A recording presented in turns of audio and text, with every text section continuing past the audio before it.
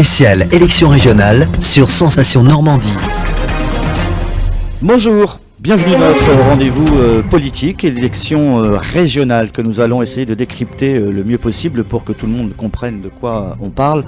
Deux week-ends importants, 6 et 13 décembre pour ces deux tours de ces élections qui seront du reste les toutes dernières avant les présidentielles de 2017. Alors quelles compétences pour la région? On essaye de vous remettre ça un peu dans la ligne droite. Région qui est en charge entre autres du développement économique, qui gère aussi les fonds européens, qui organise les transports ferroviaires comme les TER, on en reparlera tout à l'heure. Elle est responsable aussi de la formation, de l'apprentissage. Elle construit et entretient les lycées, coordonne les actions en faveur de l'environnement et de l'aménagement du territoire. Elle a aussi comme compétence la possibilité de financer des projets culturels, sportifs et d'aider à la construction de logements. On parle là donc de l'aménagement urbain entre autres. 104 conseillers régionaux pour 6 ans de mandat, 55 en Haute, 47 pour la Basse-Normandie. Avec monsieur Hervé Morin qui est notre invité, nous parlerons d'emploi, d'économie, d'agriculture, de transport, de culture, entre guillemets, politique sociale, COP21 et après, ou COP21 et alors, c'est selon, et puis peut-être d'une vision internationale de cette grande région normande. Hervé Morin, ancien ministre, député, maire d'Épegne, candidat tête de liste régionale et départementale pour ce que j'appellerais la droite réunie. Hervé Morin, présentez-vous, bonjour. Bonjour. J'ai tout dit? Ouais, né le 17 août 61 à Pont-de-Mer. À Pont-de-Mer. Vous êtes donc un régional et un local de l'étape. Mes deux grands-pères étaient maires l'une de la commune dans laquelle je suis maire, Épegne. Enfin, entre les deux, hein, il y a eu 30 ans de mandat d'une autre personne. Et l'autre commune, Fatouville-Grestin, à la limite du Calvados et de l'Eure, tout près d'Honfleur, mais dans l'Eure. Voilà, où mon grand-père a été maire aussi pendant une trentaine d'années. Donc c'est un peu une famille. En plus, c'est une famille dans laquelle on aimait la politique. Et on parlait beaucoup politique. Il y avait les gaullistes, et il y avait les mendésistes, il y avait les centristes, genre le centre droit, les indépendants. Et donc les repas de famille étaient très animés. Là. Certains ont disparu, d'autres sont encore là. On parle des partis politiques. Oui, mais enfin bon, je vous parle de ça il y a 30 ans ou 40 ans. En ce qui concerne cette campagne, vous la voyez comment? Vous la jugez comment? Pour certains de vos collègues, confrères et adversaires politiques, elle démarre là depuis quelques semaines. Pour vous, ça a été un peu plus tôt. Ça fait longtemps déjà que vous êtes en campagne. Oui, ça fait plusieurs mois. On a eu une longue période d'immersion pour construire le projet. Longue période d'écoute, de rencontres, d'échanges, sans presse, sans médias, pour construire un projet politique, je crois, très innovant, où on va essayer de changer de braquet, d'être beaucoup plus ambitieux que nous ne le sommes. Vous savez, il y a une jolie phrase de Jacques Attali dans une revue il y a un mois, où un édito, vous savez qu'il a écrit un rapport important sur l'axe Seine, et il dit, à peu près en ces mots-là, la Normandie est bénie des dieux, il lui faut des dirigeants à la hauteur de cette ambition. Je crois que c'est ça le sujet. Les Bas-Normands ne sont pas des gens étranges? Vous avez eu l'occasion d'aller voir d'autres départements? Les Bas-Normands, vous savez, d'une part, moi je me sens autant Bas-Normand qu'au Normand. La moitié de ma famille vit à Caen, l'autre vit à Rouen. Donc ça, moi, l'avantage, c'est que j'entends les deux sons de la même cloche. Et la cloche, c'est que globalement, tout le monde trouve que c'est un formidable moment. C'est historique, réellement historique. Construire une région nouvelle, capable de d'écrire une page blanche, c'est ça qui est l'essentiel. C'est qu'il faut sortir des schémas technocratiques, il faut sortir des schémas où on va harmoniser des politiques. Ce qu'il faut, c'est construire. Moi, c'est comme ça que je l'ai bâti, ce projet. C'est de dire, voilà, on tourne une page, on a une page blanche, et on va repartir d'une base zéro et réécrire les politiques, sortir des conservatismes, sortir des petites habitudes. Tout ça, c'est majeur. Est-ce que les attentes, qu'elles soient sociales, culturelles, environnementales, pour l'emploi, etc., du Normand, on va l'appeler comme ça, qu'il soit de Dieppe ou de Moyaux, de Lisieux ou de Granville, est la même? Non, bien sûr que non.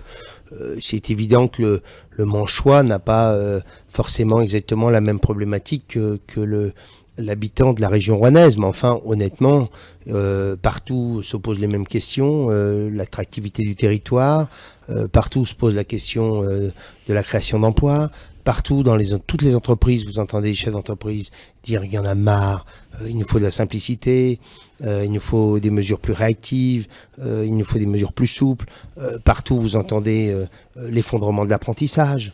Ouais.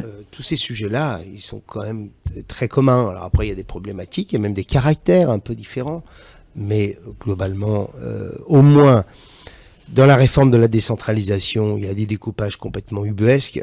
Il y a un découpage qui est celui dont je rêvais depuis des années, puisque je défendais la réunification depuis le début de ma vie politique. J'y croyais plus d'ailleurs. C'est au moins que nous, on a un bon découpage. Haute et basse Normandie, faisant la Normandie, c'est parfait. En ce qui concerne le discours que vous portez aux paysans, aux marins, aux sidérurgistes, pardon, ça passe d'un premier coup et il faut expliquer plusieurs fois, 3-4 fois, ce que vous allez apporter, vous, comme nouvelle vision régionale. Non, le problème que je rencontre et que doivent rencontrer tous les candidats, c'est la défiance à l'égard de la vie politique, c'est tout. Voilà. C'est-à-dire que les Français aujourd'hui ont tellement le sentiment d'avoir été cocus que ils ont à l'égard de la politique un vrai sentiment. Le monde ouvrier est difficile à convaincre maintenant ? Pas seulement le monde ouvrier, tous les mondes, le monde du commerce et de l'artisanat.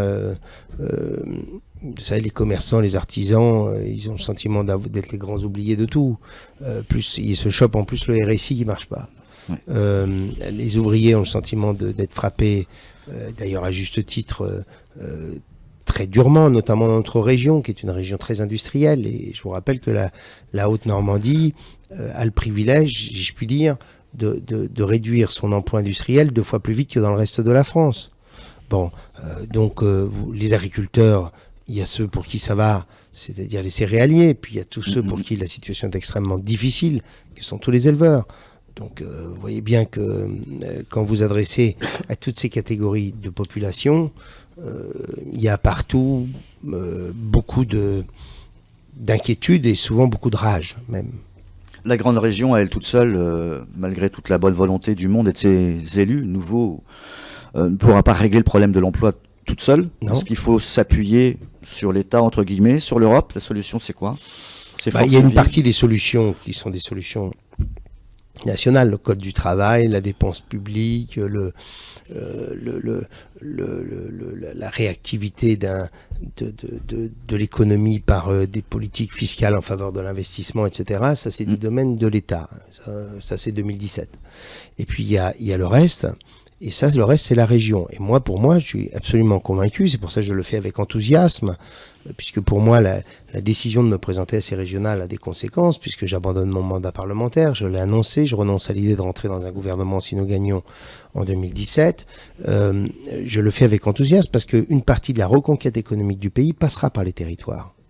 Et la région est le grand acteur de l'économie. D'où le fait que je sois allé chercher des solutions en m'inspirant du modèle israélien, du modèle allemand, du modèle québécois, pour construire de nouveaux instruments qui n'existent pas ou qui existent trop peu en Normandie. Vous prenez pas une indépendance, en tout cas une autonomie de la région pour qu'elle soit moins dépendante de l'État? Ce que je crois en revanche, c'est qu'il faut faire renaître l'identité normande. Il faut qu'on s'inspire de la Bretagne. La Bretagne a su, grâce à sa culture, son histoire, grâce à son sentiment d'appartenance, a su construire une marque Bretagne. A su faire porter le téléphone est en route. La Bretagne a su construire une identité bretonne suffisamment forte pour qu'elle soit à la fois partagée par toute la population et deuxièmement qui valorise la totalité des productions. Il y a une made in Brets, comme on voit souvent sur les produits. Eh bien, nous, on a besoin de construire la marque Normandie. On a besoin de faire renaître l'identité normande, nous approprier notre histoire, notre culture, notre patrimoine, et grâce à cet imaginaire formidable qu'est l'imaginaire normand, être en situation de pouvoir porter toute l'économie. Il faut que nous tous, vous, journalistes, les acteurs économiques, les acteurs culturels, portions avec les politiques la même idée de la Normandie, la même image, le même imaginaire. En clair que l'agroalimentaire, l'industrie, le numérique, le tourisme, l'agriculture, la culture puissent s'appuyer sur ce vecteur formidable que serait le développement de la marque Normandie et de l'imaginaire autour de la Normandie. Quelle solution, puisque l'identité de la Normandie passe aussi par un apprentissage commun de sa culture. Ça va pas être facile de faire comprendre à un Cherbourgeois, un Donfrontais, un habitants de Moyaux ou de Saint-Grégoire-du-Vièvre que c'est le même normand. Le normand idéal n'existe pas. Ouais, bah, pas plus que le breton du nord doit pas exactement se sentir le même que le breton du sud. Même si à Luray on mange des harengs et qu'ailleurs c'est de la... Bah ouais, puis en même temps il y a la foire du hareng aussi à Dieppe. Tout à fait. Bon, et donc il y a énormément d'éléments communs. On se sent moins normand que les Bretons Mais se oui, sont mais Bretons. il faut qu'on se sente normand comme c'est le problème, C'est c'est dès que la maternelle ça qu'il faut alors. mais bien sûr, ça impose une réappropriation de son histoire. Ça impose en Bretagne, on distribue un livre sur l'histoire de la Bretagne à tous les enfants. Bon, on a des choses de ce genre à construire. Donc les langues régionales. Ouais, Peut-être pas. on n'en est pas là, mais il y a Ouais. une langue en Normandie. Il faut qu'on ait des grandes manifestations culturelles. Il faut qu'on soit en capacité de démontrer qu'on est une région qui s'est réveillée. Je disais ça, vous voyez, dernièrement au directeur de l'Opéra de Rouen. La région met 7 millions d'euros dans l'Opéra à Rouen. Ce qui est fait est très bien fait. Mais je dis, si un passionné d'art lyrique évoque les grands opéras de province, il citera Bordeaux, il citera Lyon, il citera jamais Rouen. Je dis, moi, ce que je veux, c'est que dans tous les secteurs, on ait de l'ambition. Et que, par exemple, pour l'Opéra de Rouen, ça devienne un des vecteurs du réveil d'une région, de la création artistique et culturelle d'une région, que on puisse, j'allais dire, exporter, ou tout du moins, faire partager à tous les Français la création qui sort de Normandie, la faire partager en Europe, et que tout cela soit facteur de dynamisme, de rayonnement d'une région. Et donc, il faut qu'on le fasse sujet après sujet. Paris n'a pas tous les droits sur le tourisme culturel. Il y a Non. un tourisme de mémoire chez nous, un tourisme religieux qui se développe quelque peu entre Alençon et Lisieux. Deux gros monstres sacrés, deux sites principaux écrasent un peu les deux régions normandes. On parle bien sûr du Mont-Saint-Michel d'un côté et lorsqu'on va de l'autre côté vers Giverny.